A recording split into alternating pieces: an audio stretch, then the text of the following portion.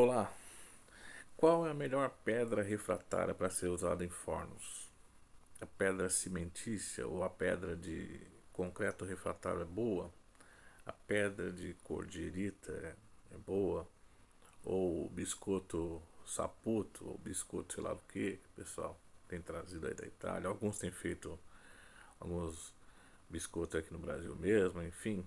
Qual que é a pedra, a melhor pedra refratária? Gente, tem muita gente que usa ainda em fornos de alvenaria aqueles tijolinhos, né? Refratários, funcionam bem. Se você quer fazer um forno e não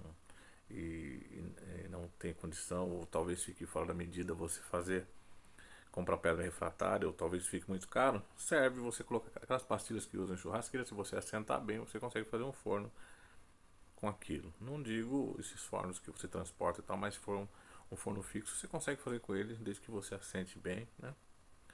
Aquilo funciona, ele segura bem a temperatura também, o tijolo refratário segura bem. Agora, quanto às pedras, o que eu uso, sempre usei, foi a cordierita, né? É uma pedra que você consegue com uma certa facilidade no mercado, né? Depois eu posso até indicar, às vezes as pessoas procuram, quebrou minha pedra, preciso comprar uma pedra, né? Então eu vou passar aqui um contato que seria interessante para você, se você quiser comprar uma pedra ou duas tal. Tem um fornecedor aqui em São Paulo, claro, vai ser um valor maior do que você comprar numa empresa que vende uma maior quantidade, enfim. Mas num, numa, num desespero aí, num evento, alguma coisa eventual, você pode ir lá comprar, eles sempre têm e sempre me atendem, né? Quando eu preciso de alguma coisa assim mais avulsa. Então eu uso a cordierita. A cordierita você encontra no mercado de várias espessuras, né? Você encontra aquela de 15 milímetros e aquela de 20 milímetros, né? E aí você tem as medidas 40, 44, 50 centímetros, né? Aquelas quadradas. Então, normalmente o pessoal tem usado cordierita, tá? A C-Trade, que é uma empresa que importa farinha da, da Itália, também tem trazido a Saputo, a biscoito de Saputo, que é uma pedra extraordinária. Né? Essas coisas, existem também muitos gostos, né? Eu tenho relato de pessoas que dizem assim, eu coloquei a Saputo lá, mas ela não dá aquela tostadinha embaixo, porque a Saputo ela absorve bem a água, né? E ela vai corresponder. Se você tem costume de uma pedra e mudar para outra, você tem que entender que de uma para outra você vai ter o ônus e bônus. Se você falar assim, poxa, mas na minha cordierita dá uma tostadinha embaixo e aqui na Saputo não está acontecendo isso. É óbvio, né? Elas têm propriedades, características diferentes. E se você quer uma pizza mais tostadinha e tal, que queime um pouco mais embaixo, é melhor que você use mesmo a cordierita. A biscoito Saputo tem as suas características, ela é bem mais cara, né?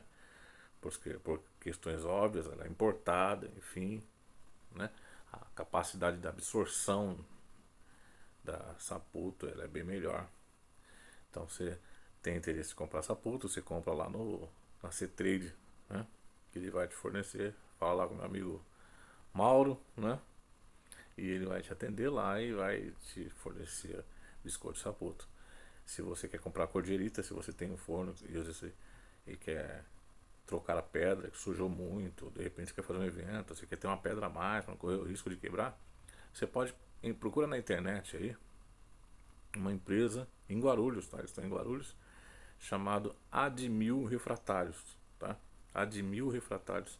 Você vai lá e consegue comprar uma pedra é, refratária. Você passa a medida, fala com o pessoal lá, passa a medida, você retira lá, ou você manda um Uber, ou sei lá, enfim. Mas aqui em São Paulo, quem está em São Paulo precisa de uma pedra refratária, você pode comprar na Admil Refratários.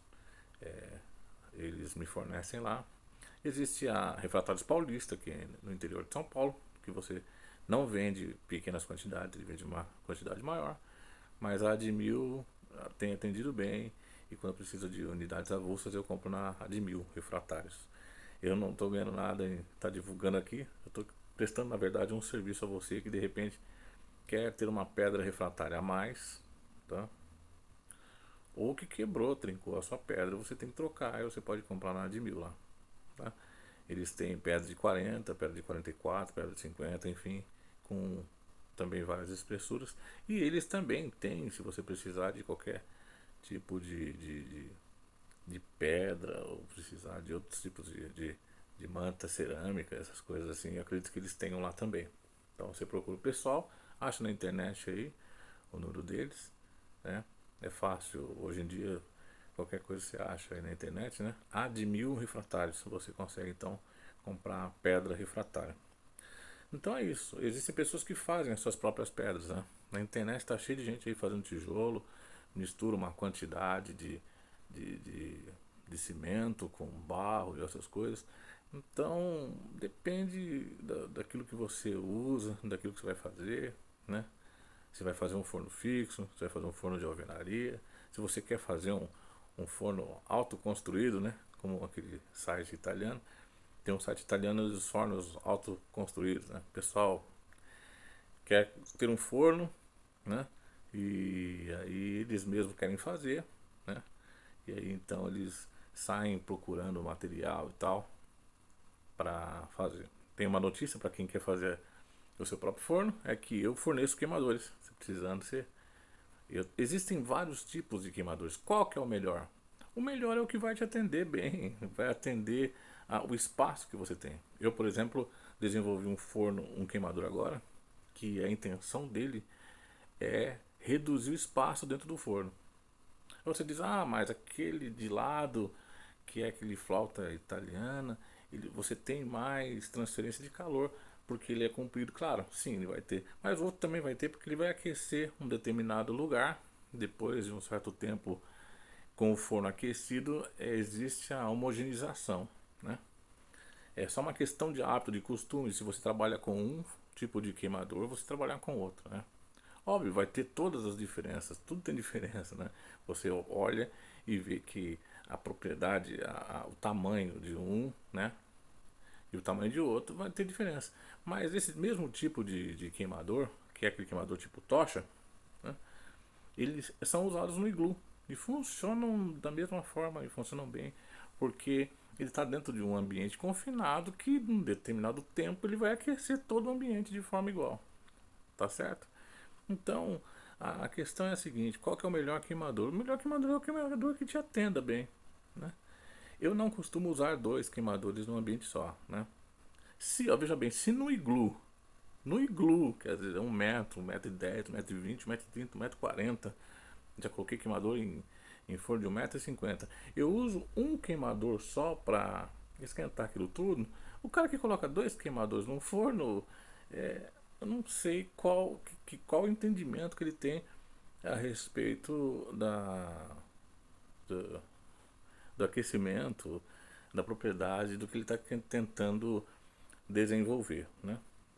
Porque eu acredito não ser necessário.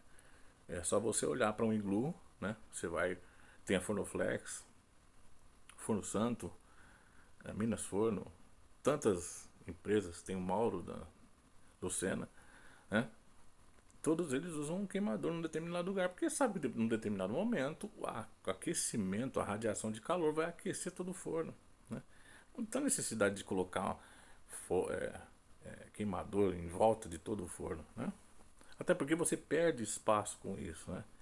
E perde mobilidade, porque quando você tem uma concentração de calor no lugar, você forneia a pizza, né? E você vai trabalhando com ela. Agora, quando você tem queimadura em volta, tudo, você perde um pouco da referência, né?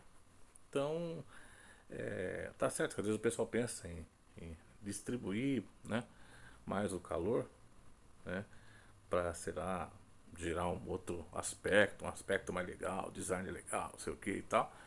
Mas não há uma necessidade assim, ó, tem que ter queimador aqui, queimador ali, queimador no fundo, queimador.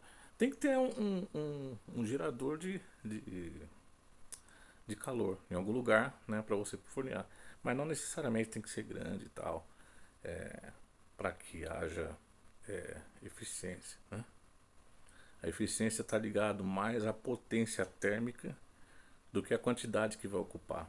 Às vezes você coloca muito queimador dentro de um forno pequeno, você tem uma eficiência, uma rapidez, mas você perde mobilidade de fornear, porque tem queimador aqui, tem queimador ali e tal, não pode encostar de um lado, não pode encostar do outro. Então, são conceitos, são concepções, características de forno, design às vezes, né? Mais do que propriamente necessidade de ter mais queimadores dentro de um forno, ainda mais que esses fornos são tão pequenos, né? Então, em função disso, eu desenvolvi um queimador que ele ocupa o menos espaço possível, né? Você tem lá uma fonte de calor que daqui a pouco, no lugar pequeno, vai aquecer todo o ambiente, né? Por isso você usa pedra que tem característica refratária para absorver calor, né? Então essa pedra ela vai absorver calor e ela vai distribuir no ambiente, né? Então se você tem um equipamento que tem propriedades refratárias térmicas, né? Você não tem necessidade de tocar fogo em tudo para ter um aquecimento homogêneo, porque dentro de um ambiente pequeno você pode demorar um pouco mais, um pouco menos, você vai ter o calor chegando, né? E a questão também de você fornear, né? Você percebe? É óbvio que sempre próximo do queimador vai estar mais quente, tanto do queimador de flauta, tanto na brasa. Se você vai colocar lenha, é óbvio que perto da lenha vai estar mais quente, né? Então é uma questão de você se adaptar, às vezes, com o tipo de queimador que você usa no seu forno.